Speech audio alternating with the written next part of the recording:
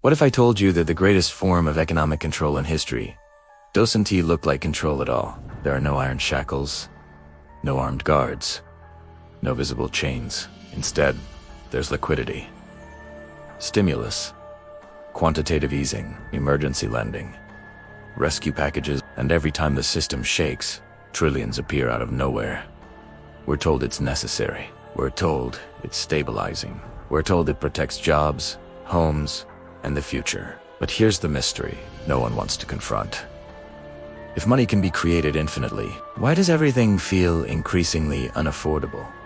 Why do asset prices soar while wages crawl? Why does debt grow faster than economies? Why do financial crises keep getting bigger, not smaller? Somewhere between temporary emergency measures and permanent monetary policy, something changed. Tonight, we're following the chain reaction that began when money stopped being scarce and became infinite, and how that decision quietly built invisible economic chains around everyone. Setting the stage when money was still anchored to understand infinite printing, we have to rewind to a time when money wasn't just numbers on a screen. For centuries, money was tied to something tangible: gold, silver, land. Even when paper notes circulated, they represented a claim on something real. But as economies grew more complex, governments wanted flexibility. Wars were expensive. Welfare states were expanding. Growth had to be maintained. Gold was a restraint, and restraints are inconvenient when power needs expansion. The 20th century was filled with monetary experiments. Central banks gaining independence, currencies decoupling from physical anchors, and financial systems becoming increasingly abstract. The biggest shift came when major economies abandoned gold backing entirely. Suddenly, money was no longer a receipt. It was a promise. And promises are easier to multiply. At first, the flexibility seemed brilliant. Governments could respond to recessions. Banks could expand credit. Growth accelerated. But every action has a reaction. And every removed limit eventually reveals why the limit existed. Origins, the birth of infinite expansion. The origin of infinite money printing. Wasn't a villainous meeting in a dark room? It was gradual. During financial crises, central banks stepped in as lenders of last resort. They injected liquidity into failing systems to prevent collapse. In theory, these were temporary measures. In practice, they became standard procedure. The logic was simple. Crises appears, panic central bank. Central bank prints money. Panic subsides. Each time it worked, it reinforced the belief that more liquidity equals more stability. But here is the hidden cause-and-effect chain that few recognized. When money is created to prevent short-term pain, it reduces the incentive to correct long-term imbalances. Bad debt doesn't disappear. It gets refinanced, rolled over, expanded. Each crisis response plants the seed for a larger one, because the system learns a dangerous lesson. Risk will be rescued, and once markets believe rescue is guaranteed, risk multiplies. The rise, quantitative easing, and the asset boom, then came the moment that changed everything. Large-scale, quantitative easing. Central banks didn't just lower rates. They started buying assets, government bonds, mortgage-backed securities, sometimes even corporate debt. New money wasn't entering through wages or production. It entered through financial markets. And that detail changed everything. Here's what happened. Central banks buy bonds. Bond prices rise, yields fall. Investors move into stocks, real estate, and riskier assets. Asset prices surge. On paper, it looked like recovery. Stock markets hit record highs. Housing prices climbed. Wealth appeared to grow.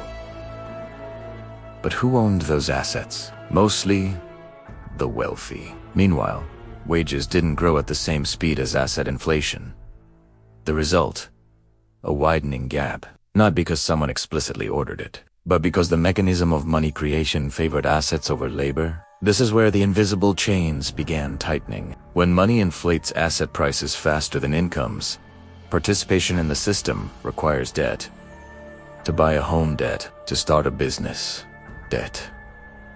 To get education, debt. And since asset prices were rising due to liquidity injections, The amount of debt required kept increasing. More money printing didn't eliminate scarcity. It redefined it. Scarcity shifted from money to access. Access to appreciating assets became the new dividing line. The breaking point when printing becomes dependency eventually. Something subtle happened. Markets stopped fearing recessions. They started expecting intervention. Bad economic news became good news because it meant more stimulus. The system flipped.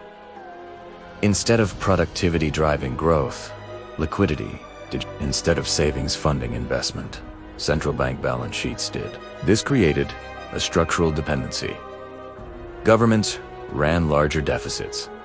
Central banks bought the debt. Debt levels expanded. Rates stayed artificially low. More debt became affordable until it wasn't. Because every new round of money printing diluted purchasing power. Inflation, once dismissed as temporary, began to surface. At first, it was subtle asset inflation. Then it reached essentials, food, energy, rent. And here's the paradox. The more debt exists, the more sensitive the system becomes to higher interest rates. So when inflation forced rates upward, cracks appeared everywhere. Governments struggled with interest payments. Corporations faced refinancing risks. Consumers felt squeezed. The system had become addicted to low rates and constant liquidity. Breaking the cycle meant pain. Continuing it meant erosion. That's the breaking point. Fallout, the hidden cost of free money, the fallout of infinite money printing doesn't arrive as a single collapse. It arrives as slow distortion. Savings lose purchasing power. Housing becomes unaffordable. Wealth concentrates. Speculation increases. Markets become less about value and more about anticipating policy. Confidence shifts from productivity to central bank guidance. The invisible chain is psychological as much as financial. People must keep participating. They must invest to outrun inflation.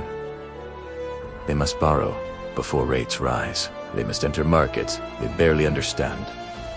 Opting out means falling behind. This isn't forced participation.